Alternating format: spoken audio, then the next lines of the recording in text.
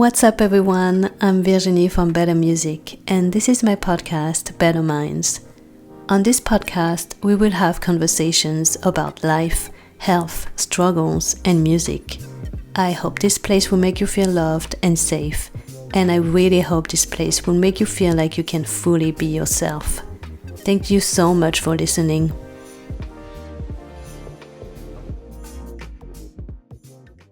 Welcome to this brand new episode.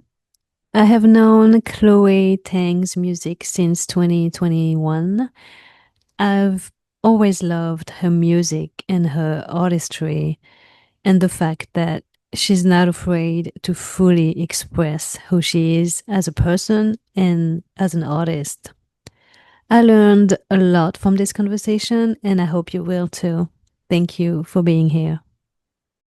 Are you coming from a musical family? Yes, sort of. My dad is quite musical. My mom is sort of musical, but I'd say I get most of my musical intuition from my dad, and he has always just loved music. He's always been like a music consumer, and in college he taught himself how to play guitar, and he's always like loved to sing and he has like a naturally good singing voice. So I think that is kind of where I got all of my my musical talents from my dad. Amazing. I love that. It's rare that I get to hear stories like that about Asian families.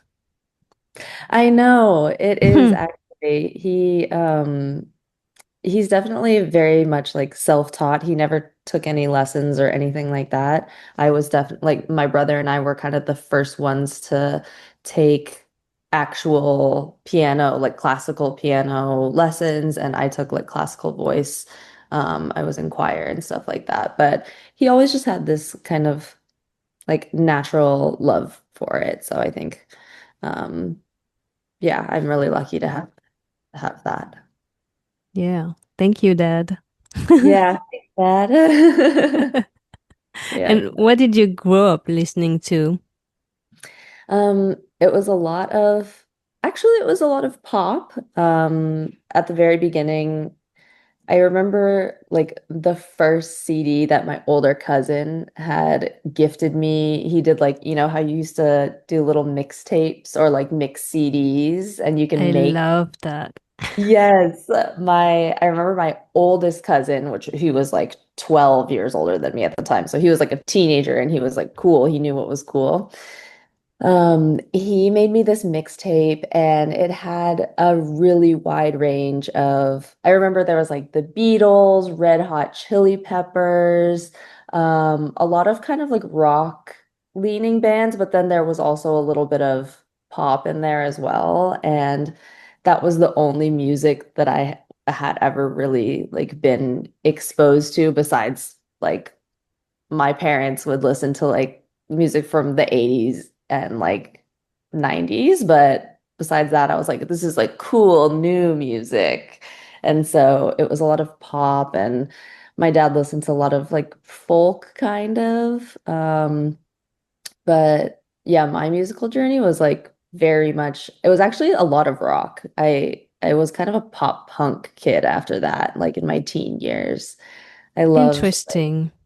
I loved a good like Green Day, Blink-182, Good Charlotte kind of vibe. I went through a little emo phase as I feel like everyone kind of does. Yeah, I did too. Yeah. I was really into The Offspring, Ooh. um, Linkin Park, Hmm. Blink 182, Uba Stank. Oh yes. That's so funny. They did The Reason and I love that song. It's Um the only song I know. honestly same. And there was this band called Lifehouse. Oh yes, I know. I know some of their songs for sure. I love I think it was their second album. So good. They did a lot of, I think they had some songs that were in a lot of the like CW shows. I don't know if you guys have like it's like a Oh, yeah. network and it was a lot of like Yeah, there was this teen song, shows. yeah. You and Me song, I think. I forgot Mm-hmm. the title, but I think it was something like that. But yeah, I remember that. You and me, Yeah. all other people. Yep. Oh, what a song. And his voice It's so good. Yes, I also love chills that now. song. Yes, a great era for the emotional rock girlies. And then we had Avril Lavigne. Mm, that's my girl. She's my icon. She was to me too. Yeah. Ugh, I Yep. love that. I had all her albums. I can see Mhm. them in front of me now. I have all my CDs in front of me. Yes. Oh my gosh, that's amazing. You still have the CDs. Yeah, I don't listen to them, but they're still here. Hmm.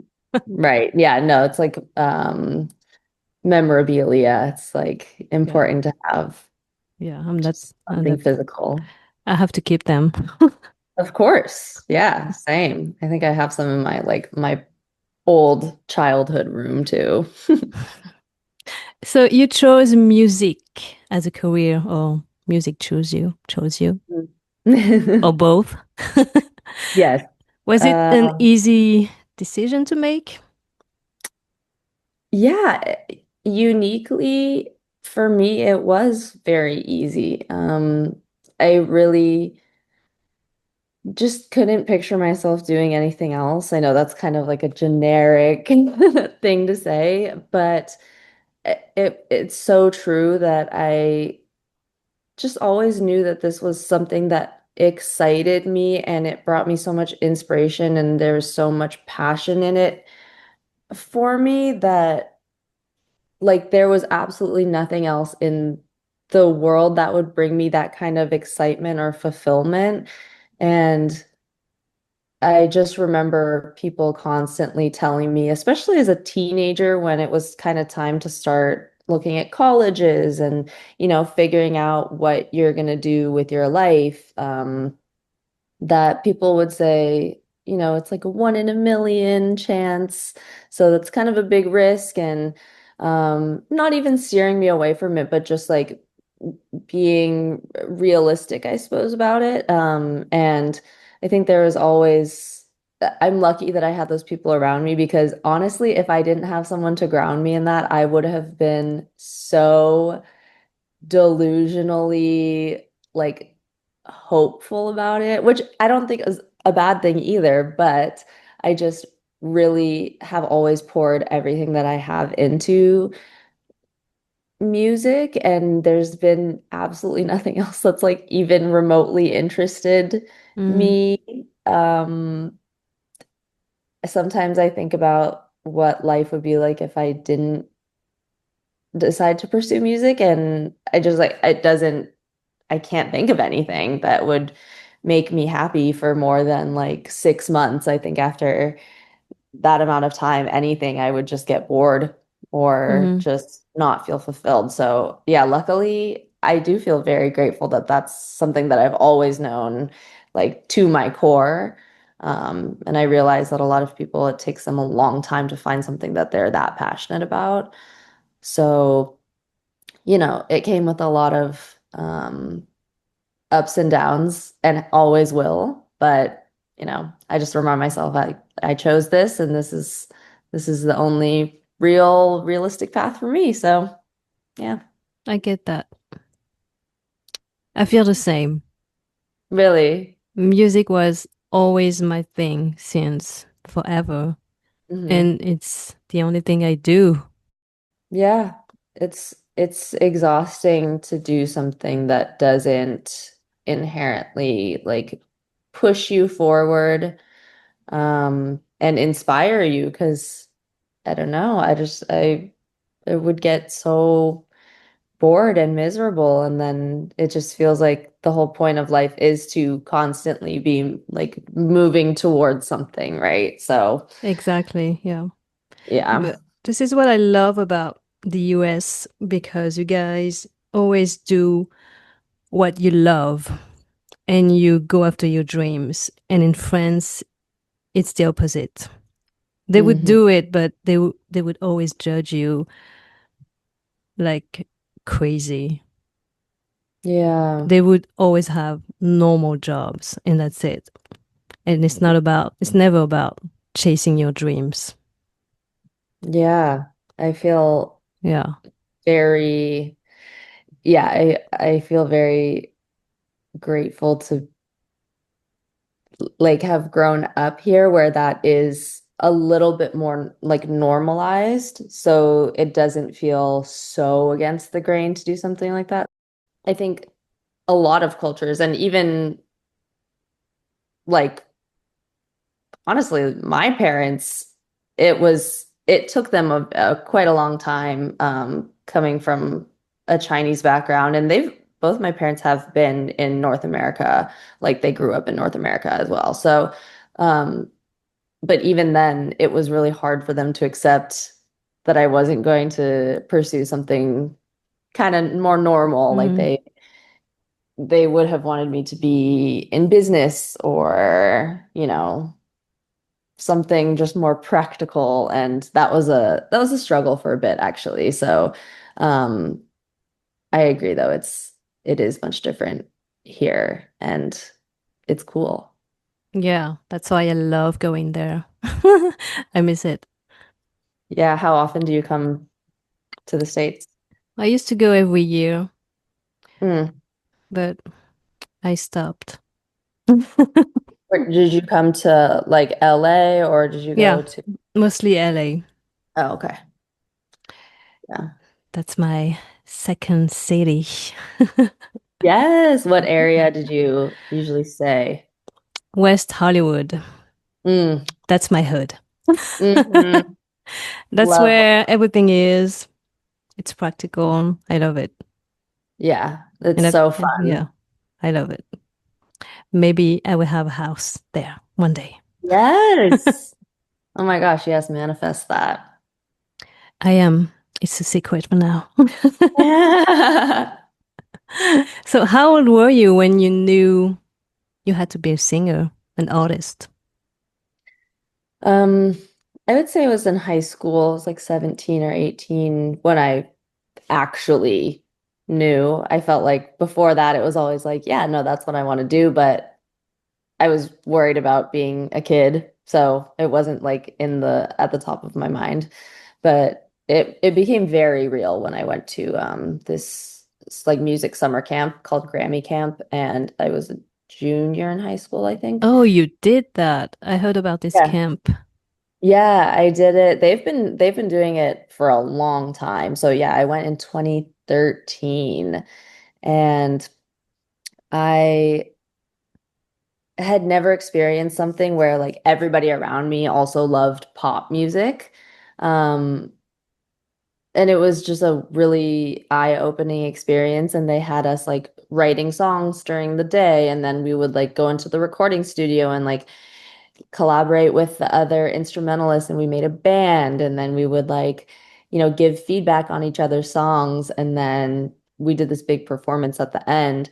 Um, and that was wild to me. Like, wait, this is so fun. This is insanely fun. And like this is what it would be like to be someone who just does this for a living. Like that doesn't feel like a job.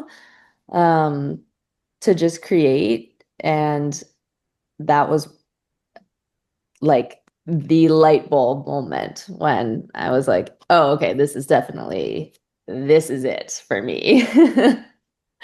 So I think that was like the pinpointed moment that I decided I want to be an artist or a songwriter or just be in the music industry. Didn't know exactly what yet, but yeah, what a incredible experience to have. I'm very lucky. Mm. So you're an Asian American female artist making pop R&B music. What was the biggest challenge when you first started? I think it was definitely finding my way, and I think that's kind of always been my issue is just even as a person, I've always been kind of a late bloomer. I've always been kind of a floater when it comes to, I don't know, fitting in. Like in high school, I just didn't really have a friend group. I had a couple friends in different groups, and then, it was always more so. I never felt like there was a place for me, and I think that has carried on into my music career a little bit. And not necessarily that there isn't a place for me, but it takes me a while to find that because I am very cautious about every move that I make in a way. So all that to say, I think the hardest thing has really been to find who I am because my worst fear in all of this is presenting myself as someone that I'm not and then having to continue that for the rest of my career. And like that is like my own personal nightmare to do something that I love, but to be held back from being myself at the same time. And so I think the biggest challenge has been comparing myself to other people who seem like they have it together and they have such a strong brand and idea of who they are and how they present themselves through music. And I have just never felt that like natural, organic, strong identity in a way. I feel like it has taken me a really long time to find certain visuals or sounds in music or, just the most basic things. It's taken me so long to figure out what I like. And and then on top of that, like the music industry and having fans and having a following is all about optics, right? So it's like, who are you? And people do really want you to fit into some sort of box, Mm. or they want to be able to be like, oh, you make music, like, who do you sound like? And for me, it kills me because that question is something that I've just never been able to accurately answer. And I think that has just in the past made me put a lot of pressure on myself, and that didn't always feel good. I feel like I'm a bit further along in that journey now. I'm like nowhere near perfect at this point, but still it's a hard position to be in when you don't feel like there is like a box that you've necessarily fit into. First of all, you sound like you. You don't sound like anyone else. And I'm tired of people comparing an artist to another big artist just to have a comparison. hmm Yeah, it is very hard. And sometimes I think that's to play the game, that is something that like people really need. They need something to grasp onto because if it's something new, then they don't have any point of reference. So it's like, Yeah, I get that. yeah, and But yeah, at the so same time, I just hate it. That's why I never compare any artist on my music blog. mm, I don't know, I just don't like it. yeah, it is really hard. It's hard to um picture something that you have no reference to. And it's like but that's also the beauty of having up and coming artists that are doing something different, not even necessarily me, but some other artists that I look up to. I'm like, wow, I don't even know if I could describe what that sound is or what their brand is like because it's just so different and new. And that's actually the coolest thing ever. Mm. That's what makes them so unique. So Yeah. Yeah, I So, agree. how do you stay true to yourself? This is something that I have worked very hard on in the past few years. And I think one of the answers is that I spend I spend the majority of my time with people and doing things that feel natural and comfortable to me. So, for example, I live in Phoenix now, and for a long time I lived in LA. I lived in Mm, LA for like 5 years, and it was a lot. I mean, you know how LA is. It's a lot of networking. It's a lot of constantly meeting new people and like being put in rooms with new people. And it's a lot of like being socially on. And I am happy to do that. And I feel like that's a muscle that I have exercised in order to do that. It doesn't come super naturally to me, but I appreciate that process. And I think after 5 years of kind of doing that, though, I was a little worn out. And so I decided to come home, live in Phoenix for a while, be closer to my family. And I had been away from, like, lived away from my family for like 10 years because I went to college, then immediately after went to LA. mm, So I think reconnecting with the place that I grew up and then also reconnecting with the people that I loved and that loved me so much or love, currently, um, like before I decided to do music and before I became kind of like this version of myself now, spending more time with those people, like my parents and my family and my, old friends from high school and like that kind of thing, it just really humbles you. And yeah. not even in a bad or good way. It just is like so grounding to be around people who like there is just such a special bond to have with someone where you grew up with them or you knew them in a past version of themselves and they knew you before you kind of grew up and became an adult. And I think that spending time with those people, being home and really just giving myself the opportunity to feel alone Mm, and not just this constant noise of LA and mm, constant socialization with new people has really helped me just be comfortable with myself and be like, what kind of music would I listen to if there wasn't all this music being like thrown in my face or like it's every new music Friday. I'm like looking at because my friend's on there or whatever it is. And sometimes it's really nice to just be like, yeah, I'm just gonna like sit here in my house in the suburbs where there's no distractions and I don't have to be on my phone. And I'm just gonna listen to fucking Michelle Branch for a little while. yeah.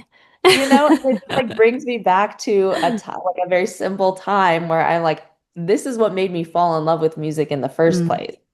So just having that experience and it just feeling like I am so grounded in this moment, and that's I think what I just needed at this time in my life has really helped me just be like, yeah, no, that this is actually who I am, and I don't have to pretend to be someone who's like cool in and living in LA and like buying new clothes all the time. And mm, I really felt like that was kind of who I had to be in order to keep up with something.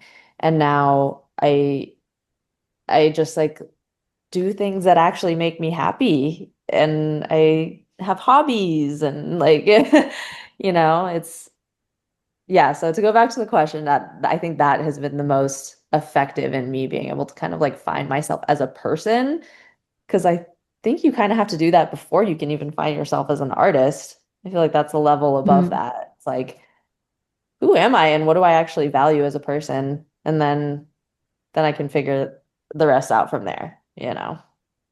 Yeah. Well, LA has a crazy impact on the mental health. Mm-hmm. That is, I couldn't agree more. I think it would fuck me up. Yeah, it is. Even for the most grounded people I know, it's very, there's just constant stimulation, and it is really hard for, I think, anyone, no matter how mentally stable you are. I think it's just hard for anyone to live in that kind of, it's just a bit of an unnatural environment, I think. Mm, Mm. And it's all very exciting. But there it requires a very high level of balance in your life. Yeah. yeah, definitely. So, how's it like to be an Asian female artist on a daily basis?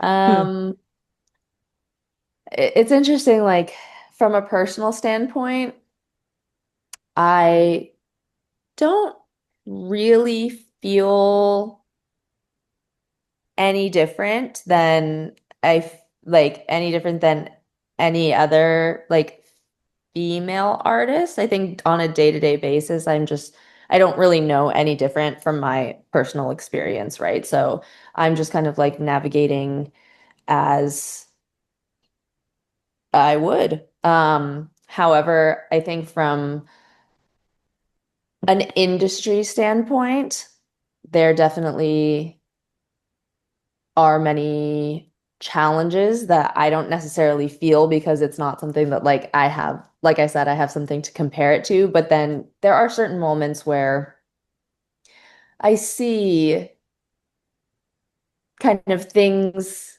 happening for other people, and it seemingly is so seamless and like the growth is so quick. Or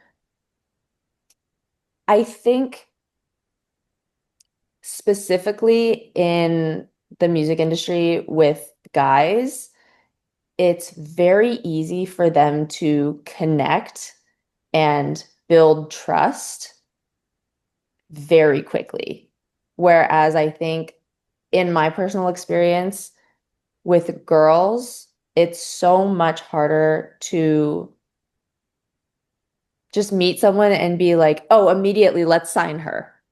Like, Mm, I think for guys, there's some sort of interesting like male bond that I see where it's like, oh yeah, we hit it off and you know, we're in talks for, a label deal. And it's after like meeting them once. And I don't know, I don't feel like educated enough to speak on that because I've never been in that situation before. But all I can say is that for me, it has never, ever been, I've never experienced something like that where it's just like, I don't know, there's a certain level of um like getting to know people and building trust for me at least, and for what I see in a lot of my um, female artist, songwriter friends, that it takes a really long time to build the kind of like really strong relationships that it like the music industry kind of requires in order for you to build a team and in order for you to have like a very solid group of people around you that are supporting you as an artist or creator. And yeah, I just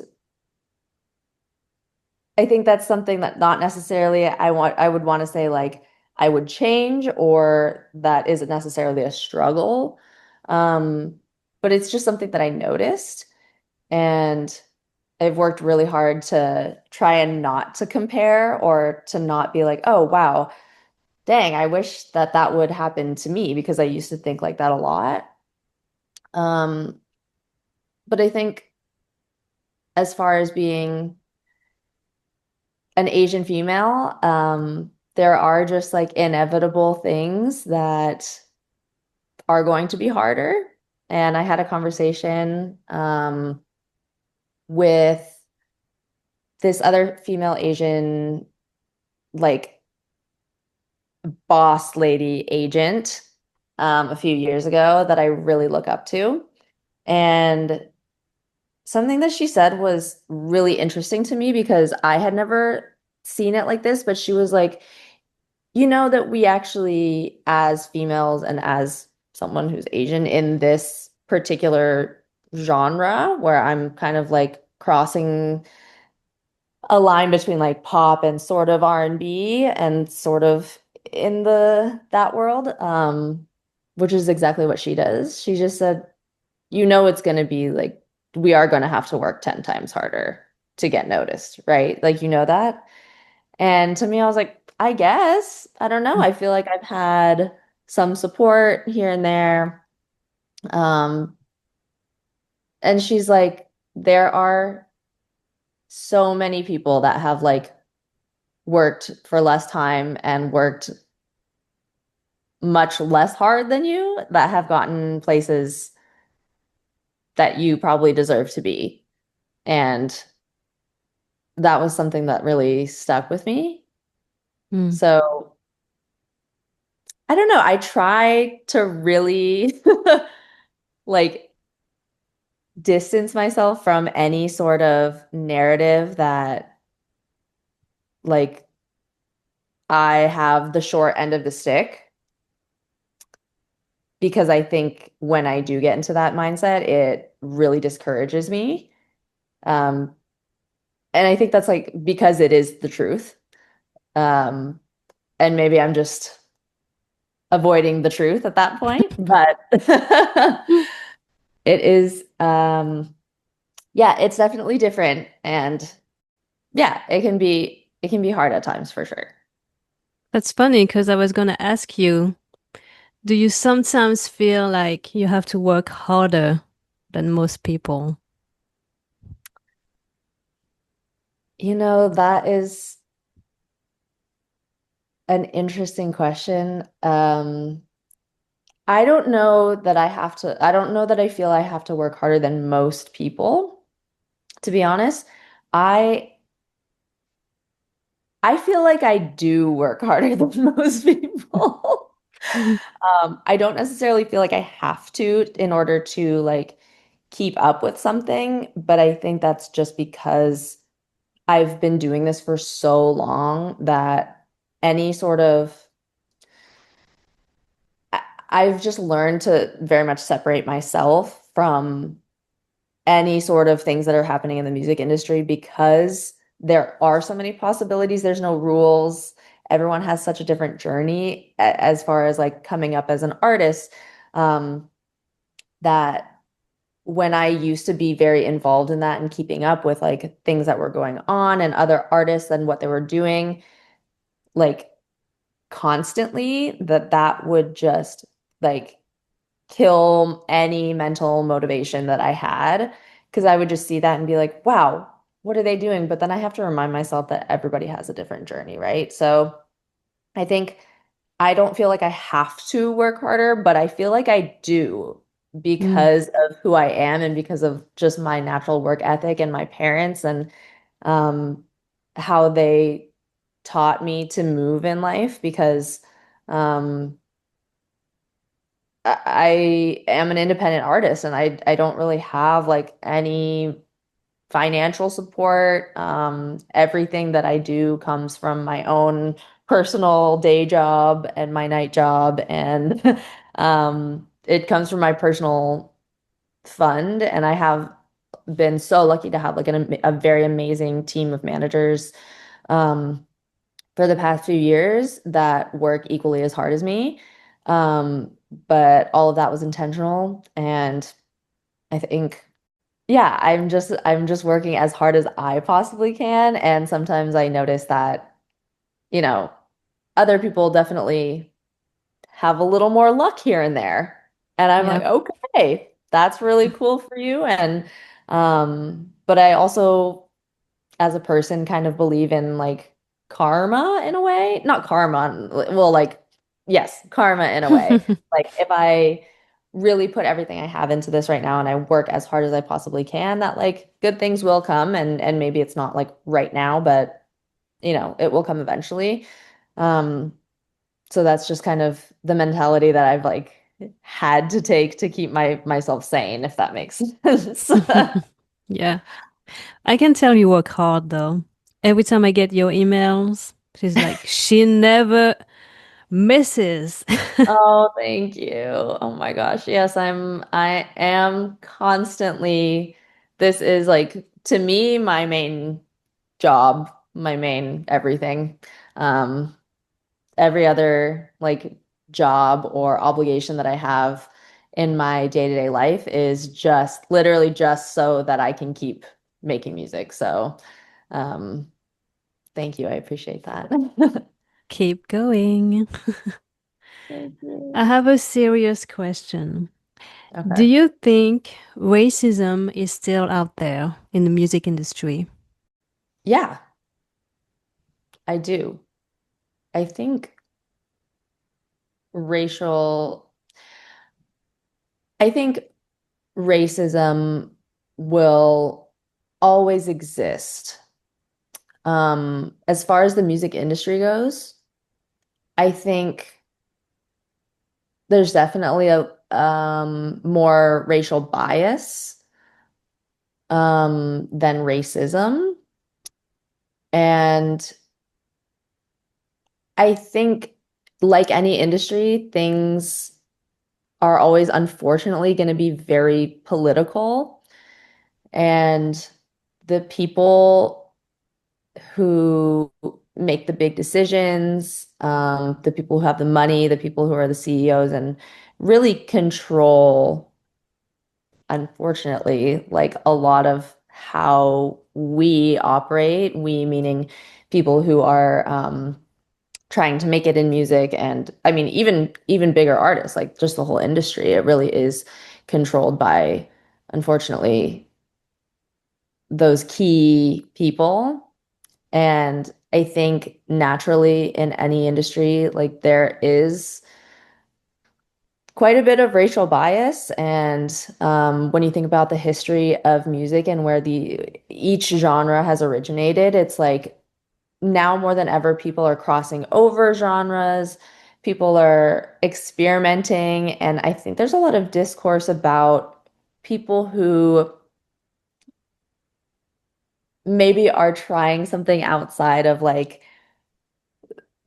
the norm or like R&B and hip hop are like inherently black genres, Mm. and that's where they came from historically. And I see a lot online about, people of other races kind of like coming into these worlds, and it's it's a lot. It is a lot to take in. And I really think that as liberal, I guess, as this industry is in comparison to, I guess, other industries, um, there will always be racial bias. And I think kind of in a way, rightfully so, because historically, I think people like want to claim their history and that's only fair. Um, but I think with the amount of experimentation that's going on amongst genres right now, it can get a little tricky for sure. And I do believe that, I mean, to me, it's a fact that the racial bias exists in the music industry. Um, and we see it all the time. We see it in the media constantly. I can't think of a time where I've been scrolling and there isn't some sort of like cultural appropriation or some sort of like big headline about someone who has said a racist comment and stuff like that. So it's unfortunate, but it'll never go away. And yeah, that's just something that I feel like personally I have to decide how I move personally, and that's all that I can control. Um, and take accountability and um, yeah, if that makes sense. Yep. I would just say that human beings suck. Yes, definitely there. Yeah. They never changed.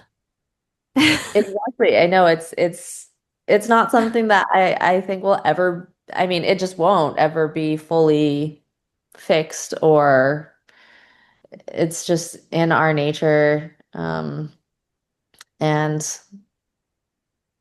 all I can say is I'm very glad that we're maybe like overcorrecting a bit, but I would rather us be overcorrecting than not attempting to correct at all, because there are things that have happened historically that are just straight up wrong. Mm. So I think Gen Z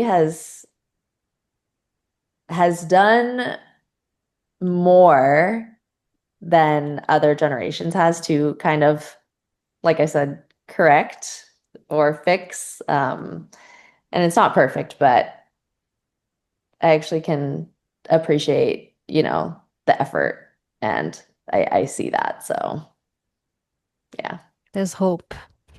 there is hope. I think there is actually. There is. I like to think so. So you're a Pisces, just like Mhm. me. You're Pisces. I am March 18. Oh my gosh. Okay, yeah, you're like at the end. Yep. But so am a Pisces. So Yes. how do you manage to balance your own emotions? Because Pisces are like that. How do you take care of your own mind? Ooh, it has taken me a very long time to figure out that process, but something that really helped me was therapy.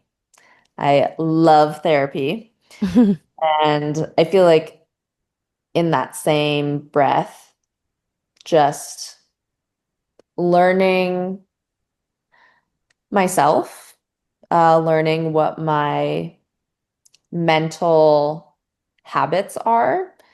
Um, and I think that is actually maybe the main answer is just learning, paying attention to how my brain thinks, and looking at emotions in almost like a logical lens.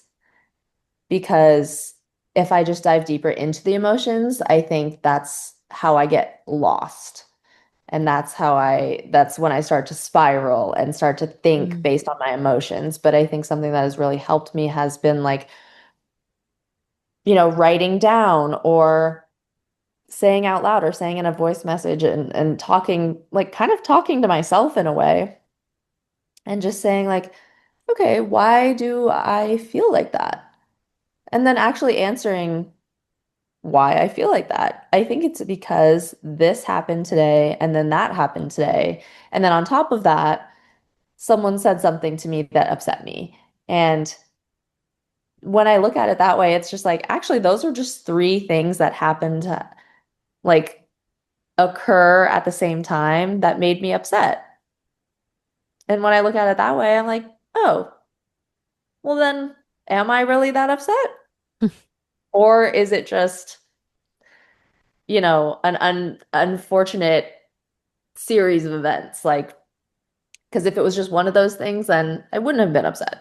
Or, just looking at it from a logical lens, I think has really helped me, because that took a lot of learning and training for me to do. I've always just been such an emotionally led person. I lead with my emotions. oh my God. Everything Same. is, yeah, everything is like how I feel about it. It doesn't matter. It used to be like, oh, it doesn't matter what actually happened, but like that made me feel some sort of way. So I can't help that. But there are ways to just ground yourself, I think. And that's what has really helped me, because it used to be, I think you probably understand this, just naturally, I'm just such an emotional creature. And Oh my God. Same. sometimes it's sometimes it's like not the best thing. I mean, I think it's good to be in touch with your emotions, but sometimes I would let them just fully take over everything. And sometimes it's not, you just get so like deeper and deeper into it and there's no pulling yourself out of it. So, um, yeah, therapy. I'm gonna Yes. try that. Yes, you should. I recommend to everybody. I'm doing my own therapy right now. I've been Oh, working, I've just been working a lot on myself, looking myself in the mirror and trying to fix everything. Well, I hmm try. And I try to not repeat what my parents did or my sisters did, and I just try to do better. Like, for example, learning to say no and set boundaries. hmm It's Very been important. one of the hardest things I've ever had to do, to say no, but I'm getting better now, and I love that. I say no all the time. Yes. Oh, I love to hear that. That's a very important skill to have. It's so hard It is. Yeah. because you always want to please people. hmm But yeah, Yeah. that's a lot of work. It is, especially when you just grow up in an environment where it's that is taught and that is valued. Um, and almost to a fault where it's like you can't prioritize yourself. And it is the truth that you have to take care of yourself before you can really take care of anyone else. And so having that like expectation without having the skill to say no is just like a recipe for disaster. Yep. I see that with my dad and my sister, and I look at them and I'm like, they can't say no. Yeah. And I'm like, I can say no now. Yes. Yeah, it's very, very important to take care of yourself first, always. Yep, always. So, what biggest life lessons have you learned so far? Um, I think actually that is one of them is to take care of yourself. Um, I think another one is to always ask yourself, what is this for?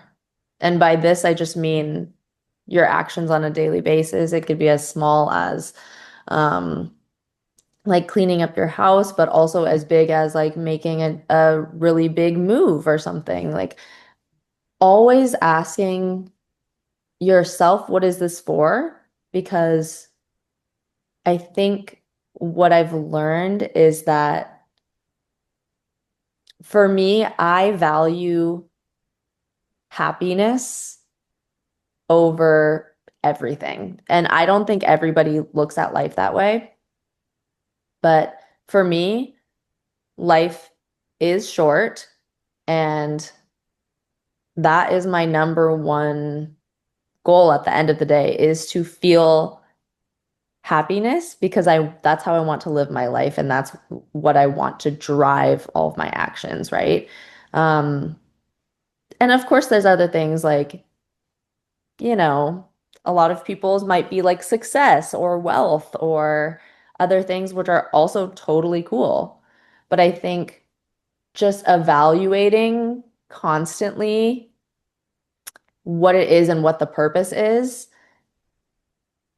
like to me, when I kind of started doing that, that was mind blowing to me because then I was realizing there are some things that I just do because maybe other people do it or because it's the social norm or something like that that actually aren't of value to me and to what I value. They're not adding to what I value.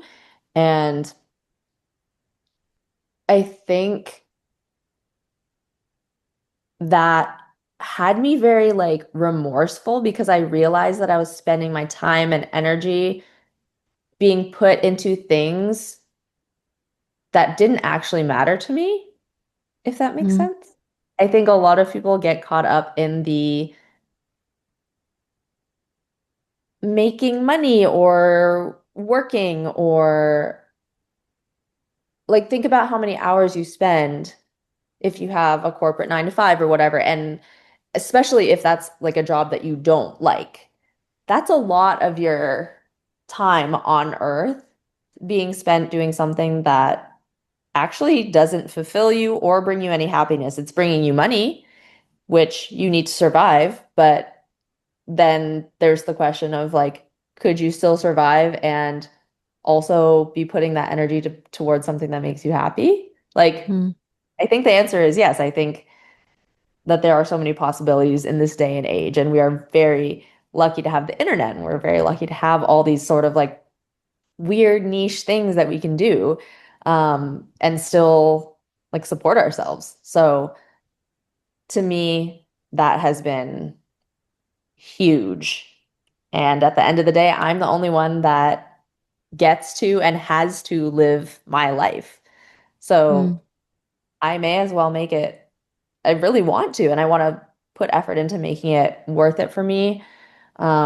I want to surround myself by people that make me happy and that share the same values as I do. And since starting to do that, like my life has totally just changed completely. I am I can confidently say like I am happy. And I don't know that a lot of people can say that in a very real sense. Like, hey, mm. are you happy? And I think a lot of people are like, no, not right now, but I will be once I make this amount of money, or I will be once I retire, or, you know, and unfortunately, I just don't think that's true. Um, like now's the time, as good as ever, to do something that does make you happy. So, Exactly. Wow, that was beautiful.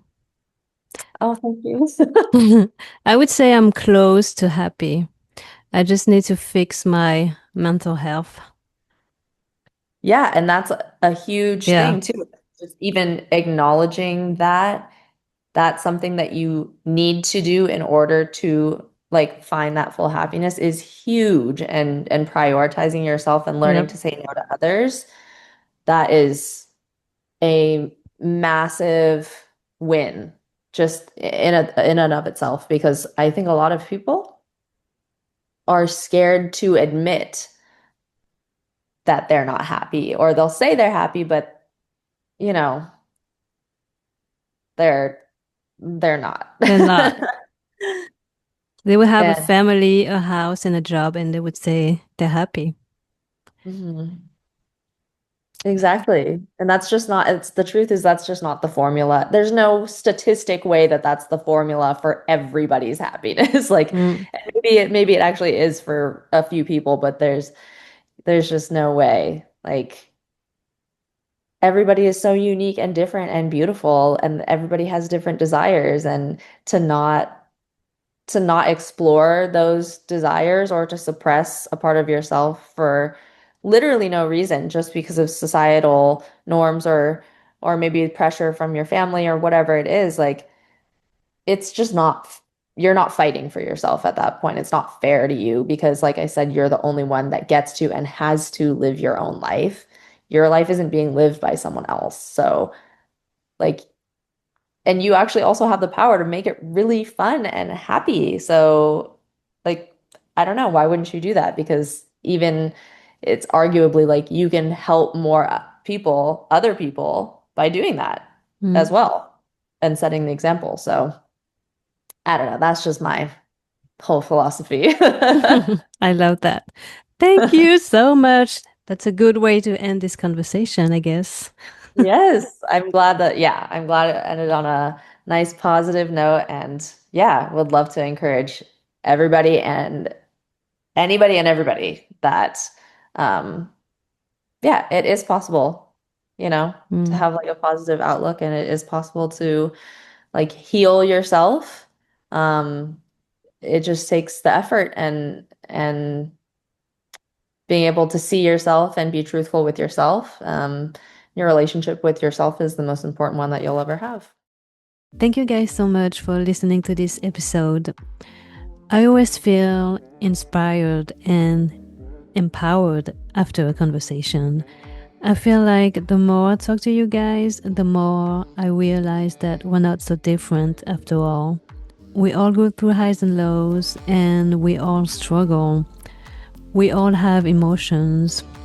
I agree with Chloe with the fact that finding true happiness should be the main goal in our lives. So, what makes you happy? Are you currently happy? Think about that. On that note, please take care of yourself, take care of your mind, and see you next time.